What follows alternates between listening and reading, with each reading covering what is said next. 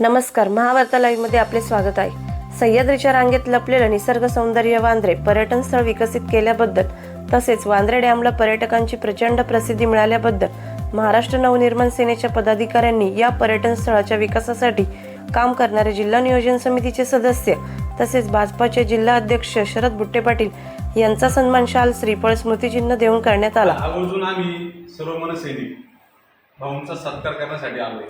भाऊंचा सत्कार अशासाठी आहे की आपल्या खेड तालुक्यामध्ये औद्योगिक वसाहती आहेत, वेगवेगळे कारखाने आहेत, वेगवेगळे व्यावसायिक आहेत, शेतकरी आहेत, परंतु खेड तालुक्याचा अजून एक लपलेला भाग आहे की जो समाजापुढे हळूहळू येतोय, तो म्हणजे पर्यटन।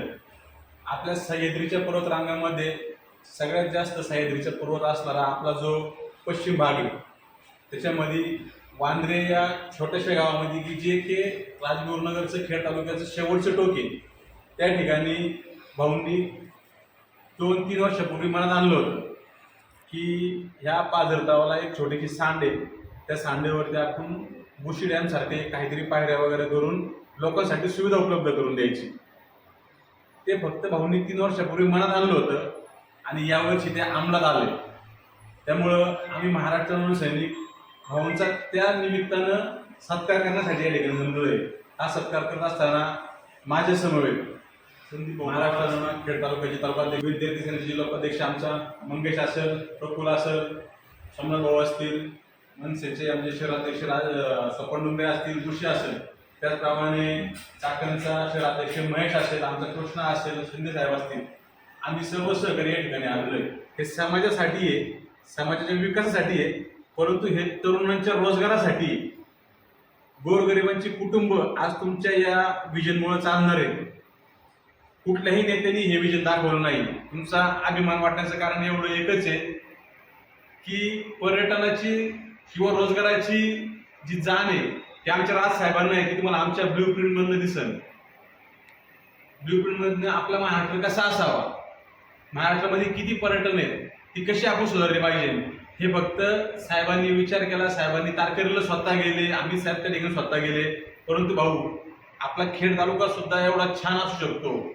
जर लोणावळ्याला जाऊन लोक 2-2 दिवस गर्दीमध्ये थांबतात, त्याच्यापेक्षा सुंदर वातावरण जर आपल्याला वांद्र्या ठिकाणी, जर वांद्र्या ठिकाणी तुम्ही ते करून दिले आणि तुम्ही ते अंमलात आणले, अशा अनेक विषय आपल्याकडे आहेत। आता बोलताना चर्चेमध्ये तुम्ही आम्हाला बऱ्याच गोष्टी सांगितल्या। मग आपल्या तालुक्यामध्ये फिरंगोजीनाथांचा असणारा भोयकोट किल्ला आहे, त्याचप्रमाणे ज्या सह्याद्रीच्या पर्वतरांगा आहेत त्याच्यामध्ये वांद्रे सारख्या ठिकाणी भाऊ तुम्ही कुंडेश्वर, पाईटचे जे कुंडेश्वर आहे, जे शंभू महादेवाचं मंदिर, ते सुद्धा एकदम अप्रतिम केलेलं आहे। म्हणजे हे उपजत लागतं।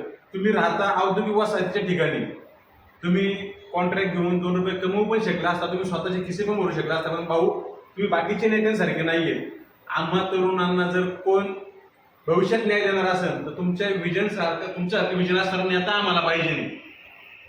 पक्ष कुठलाही असो, परंतु भविष्यामध्ये सगळ्याच मुलांना नोकरी व्यवसायामध्ये रस असतो असं नाहीये, सगळ्यांनाच रोजगार मिळेल असं काही नाहीये, सगळ्यांनाच कामधंदे मिळेल असं नाहीये, परंतु पर्याय शोधला।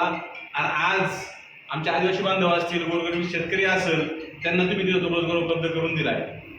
या व्हिडिओच्या माध्यमातून कुठल्याही प्रकारचा राजकीय स्टंट हा आम्हाला करायचा नाहीये, परंतु ह्या व्हिडिओच्या माध्यमातून आम्हाला तुम्हाला एक मागणी करायची भाऊ, की आपल्या तालुक्याचं जर तुम्ही एवढं भलं करत असाल, आज वरती तुम्ही वनमंत्र्यांशी बोललात, फॉरेस्ट अधिकाऱ्यांशी बोललात, जसं तुम्ही सांगितलं की जंगल सफारीसाठी सुद्धा काही आम्ही सुविधा उपलब्ध करतोय, त्याचप्रमाणे तरुणांना तुम्ही माहिती पण दिलेली आहे की आई ही या योजनेमधनं कृषी पर्यटन असेल किंवा आपलं कुठल्याही प्रकारचं गिर्यारोहण असेल, म्हणजे ट्रेकिंग असेल किंवा घरगुती जेवणाची सोय असेल, यासाठी सरकार आई ही योजना आणलेली आहे। त्याच्यामधून 15 लाख रुपयाचं लोन भेटते, त्याच्यामध्ये आपल्याला जिल्हा परिषदेच्या माध्यमातून आपल्याला सबसिडी देखील भेटते। या सर्व गोष्टी ह्या तुम्ही तरुणांपर्यंत पोहोचवताय, याचा आम्हाला अभिमान वाटतोय। या व्हिडिओच्या माध्यमातून तुम्हाला अजून एक मागणी करते भाऊ, ज्याप्रमाणे पावसाळ्यामध्ये आपल्याला तिथे धबधब्याचं पर्यटन भेटणार आहे, त्याचप्रमाणे 12ही महिने जर आपल्याला तिथे पर्यटन ठेवायचं असेल आणि संपूर्ण आपला खेड तालुका सर्वांना माहिती करून द्यायचा असेल, आपलं पर्यटन माहिती करून द्यायचं असेल, तर या व्हिडिओच्या मध्ये विनंती करतो आम्ही सर्वजण की वांद्रा भीमाशंकर हा जो ट्रेक आहे तो तुम्ही फॉरेस्ट खात्याशी चर्चा करून, इतर समूहांशी चर्चा करून तो जर डेव्हलप केला तर आपलं अधिकाधिक पर्यटन वाढेल। आम्ही बुशी डॅम प्रमाणे पर्यटन स्थळ विकसित केले। हे सगळं परमेश्वरानं आपल्याला दिलेलं आहे, पण त्याचा उपयोग आपण करत नाही आणि स्थानिकांना त्याच्यातून रोजगार देण्याच्या संधी आपल्या हातामध्ये आहेत. कारण तिथली माणसं सगळी भात शेती करतात आणि उन्हाळ्यामध्ये जंगली जनावरं कुठलंही पीक येऊ देत नाही आणि त्यामुळे सगळी घरटी मुंबईला आहे. रोजगाराच्या कुठल्याही संधी नाही. गाव तसं दिसलं तरी गाव खूप मोकळं आहे, सगळी माणसं बाहेर आहेत. आणि म्हणून समीर भाऊ तिकडे आणि माझी त्यावेळी चर्चा झाली की आपण इथं काहीतरी करूया. त्यांनी जसं भीमाशंकरला पर्यटन वाढावं म्हणून खूप चांगले रिसॉर्ट केले, कृषी पर्यटन केंद्र केले, नवीन ते प्रयोग करतायत. आता जुन्नरच्या परिसरामध्ये, कुसूरच्या परिसरात छत्रपती शिवरायांच्या पुण्यभूमीच्या पायथ्याशी ते काम करतायत. त्यांचा म्हणून आहे की सिंहगडपासून जुन्नरपर्यंत हा जो सह्याद्रीची सुंदर पर्वतरांग आहे आणि निसर्गाचं वरदान लावलेल्या ठिकाणी याचा उपयोग पर्यटनाला आणि त्याच्यातून रोजगार निर्मिती व्हायला पाहिजे आणि त्यासाठी ती वेगवेगळी टीम त्या ठिकाणी जोडण्याचं काम ते करतायत. त्याचाच भाग म्हणून त्यांची माझ्या सविस्तर चर्चा झाली.